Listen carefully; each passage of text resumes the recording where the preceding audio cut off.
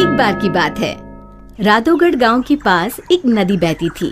खेती के साथ साथ पीने के लिए भी उसी नदी का पानी इस्तेमाल होता था। उस नदी में एक चुड़ैल रहती थी। वो कुछ दिनों से लोगों को पानी नहीं भरने देती थी और बहुत परेशान करती। एक दिन, ए कमला, तूने मेरी चोटी क्यों खींची? पगला गई है क्या विमला? मैं भला तेरी चोटी क्यों खींचूंगी? झूठ मत बोल, यहाँ हम दो ही तो हैं। अरे अरे, वो देखो, हमारी मटकी का पानी कौन गिरा रहा है?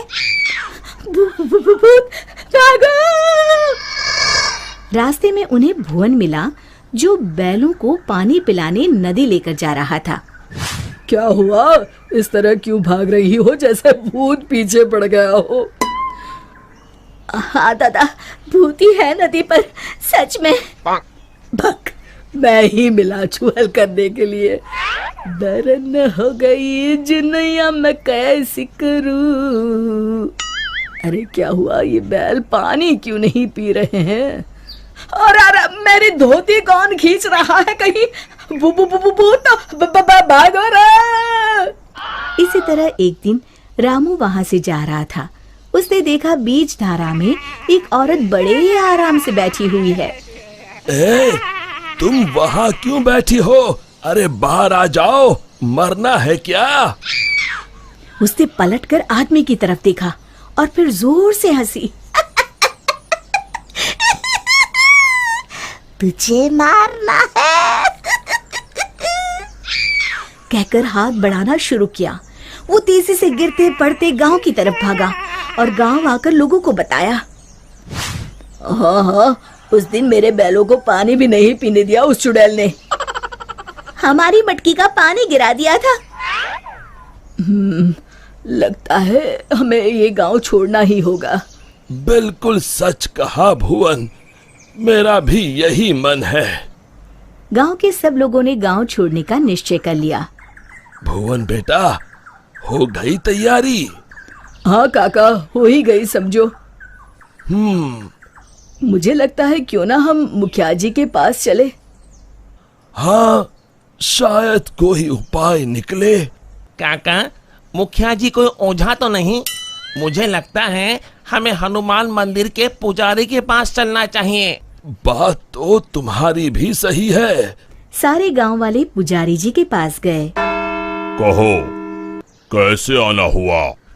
हाँ पंडित जी, हम नदी वाली चुड़ैल के आतंक से परेशान हैं। आए दिन उसका आतंक बढ़ता ही जा रहा है। मुझे तो लगता है हम सबको भी गांव छोड़कर भागना पड़ेगा। समस्या तो गंभीर है, पर भगवान दयालु है।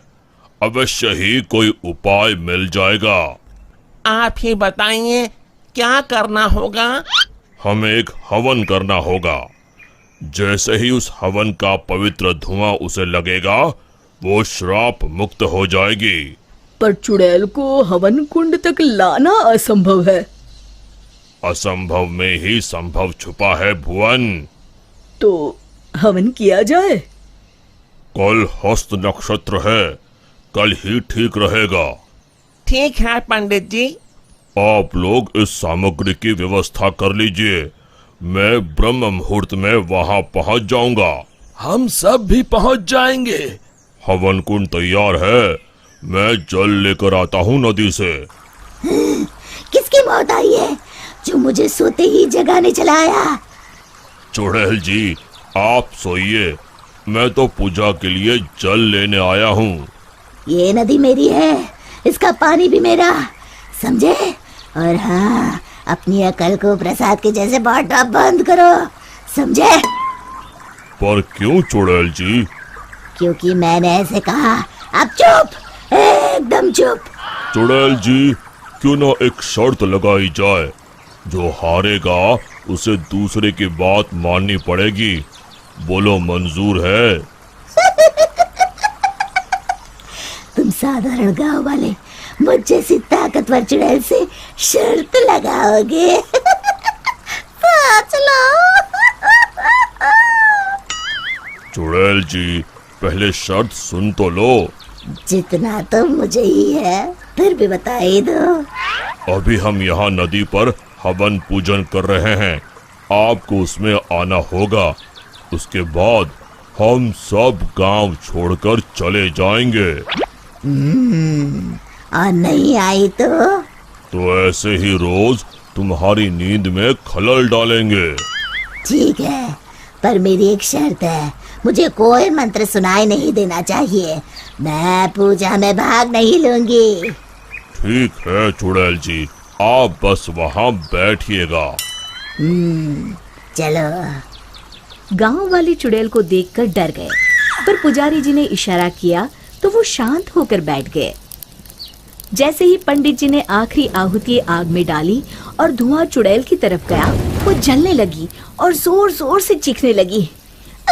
बचाओ, मैं जल रही हूँ, बचाओ, कोई बचाओ, मैं सबको खा जाऊंगी, किसी को नहीं छोड़ूंगी, बचाओ।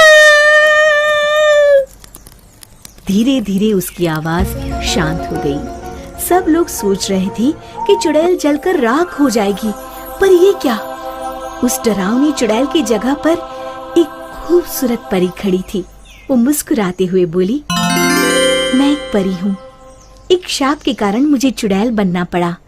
आज आपके कारण मैं शाप मुक्त हो गई हूँ। अब मैं परी लोग जाऊंगी। उससे पहले एक वरदान देना चाहती हूँ। मांगो, क्या मांगते हो? अगर कुछ देना है तो ऐसा वरदान दो कि इस नदी का पानी कभी न सूखे। तथास्तु कहकर परी उड़ गई। फिर सब खुशी खुशी रहने लगे। शिक्षा, समस्या की जड़ तक पहुंचे बिना हार नहीं मानना चाहिए।